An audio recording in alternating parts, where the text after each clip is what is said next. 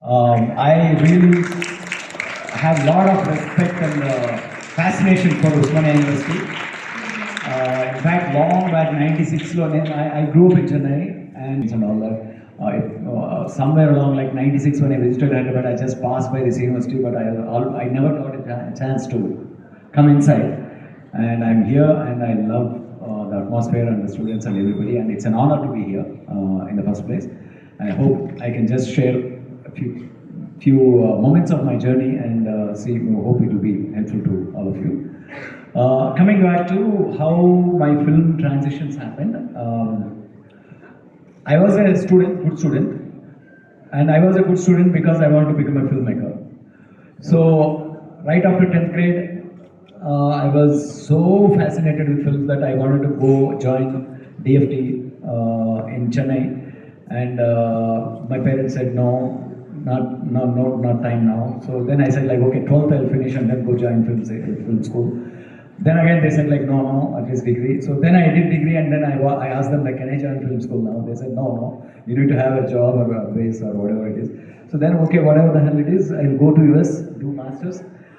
Pretty much that kind of disconnected me from our traditional conventional way of thinking. Me joining, doing masters in US. One thing I realized as soon as I went to US, your time multiplies because everything is valued, time is valued. So there I got time. Even though I finished my masters and joined a regular job, I had so much time that I was able to invest in going to film school and gradually learn, self-learn. Doing like short films, doing like film school projects, and gradually we grew. We formed a network, small network, local independent filmmakers. For example, Family Man directors Raj and DK were also part of my colleagues back in Detroit. So we grew up shooting for each other films. They used to hold boom mics to my short films. I used to hold boom mics to their short films, like that. It was a very small unit of people aspiring to make films while making their ends meet, working in a job, regular job. And that's how we gained a little bit of experience in writing and filming and editing and all that. And then looking at our passion, our madness, all our friend circle gained some kind of a confidence in us. And then when I wrote the screenplay for Vanilla and then sent it across with a business plan, there were about 32 investors for Vanilla. And the least investor contributed $500, which was like 25,000 rupees at the time. So the biggest investor was about 30 lakhs or something like that. It was just a very, very independent journey into filmmaking.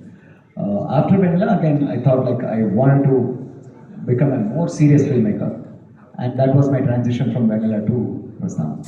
Your journey is very much inspiring to us, sir. Hello. And to the people who are doing their regular degrees and post-graduations here in this auditorium. Thank you, sir.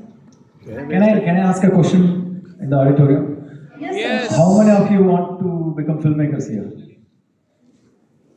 Okay, at least there is enough. I think about 10, 15. Yes, sir. Nice, all the best for you. So filmmaking is that. It's as simple as that. That my journey is happening with a lot of people. It just need not be like you need to join somewhere, learn somewhere. It can always be self-learned, and that's when your expression also will be fresh, I believe. Great, sir. So you quadrilogy, regarding quadrilogy of series in cinema, in your cinema, about legislature and voter, bureaucracy, and now into judiciary, I believe. So what do you want to convey with this quadrilogy of series, with these serious subjects? Why did you choose those? You mean there is a discussion between Saidam Tej and me to there is a trilogy that we are planning, because the Republic is a bureaucrat perspective about the system, and we want to have a politician hero's perspective about the systems, and we also want to have a judiciary hero's perspective. That's one plan on the other side. But for me, it's not about just only Republic. Even Vanilla or Prasthanam or Autumnal Surya, there is always one strong thought that triggers me to write anything. So I always look for that. So what you're talking about quadrilogy is also there is a media perspectives that's coming from the Republic world, which we are planning going forward. But you can also call Prasthanam, Auditorium, Surya, and Republic as one kind of a trilogy. Like they all have like social and political elements in them. So that's I don't know if that's what you are referring to as a question, right? Yes, sir. And referring to this new wave emerging filmmakers in South Indian cinema, what are the characteristics that you define it as a new wave?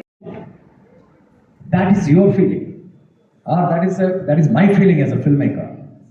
But నేను వడ చేశాను maybe ఆ రోజు వడ తినేవాడు 10 మందే ఉన్నారేమో like lot of other 100 people wants idli, they chose idli that day.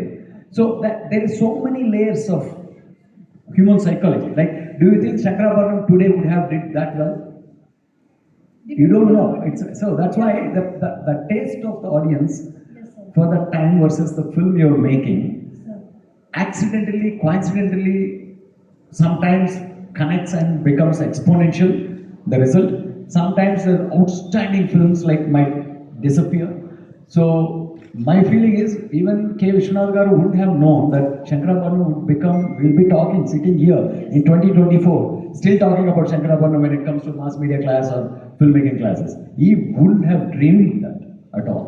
So there is so many layers of like how a movie gets into people, gets into this thing. So obviously, like you said, there is the people change, the echo chambers change, the noise chambers change.